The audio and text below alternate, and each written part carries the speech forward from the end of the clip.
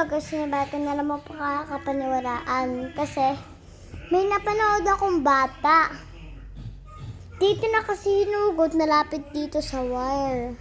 Dito na hinugot, kaya bigla siyang mutok sa kamay na yung charger. Dapat kasi, dito natin siya hinuhugot. Kahit pagsaksak na ganon dapat.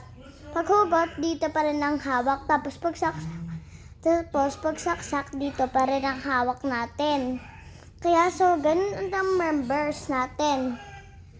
Palagi dapat kayong nanonood dun sa mga marami kasi dun nanonood guys. Kailangan dito kayo humawak kasi pag hinugot mo gamit to, puputok siya. Kaya bye-bye.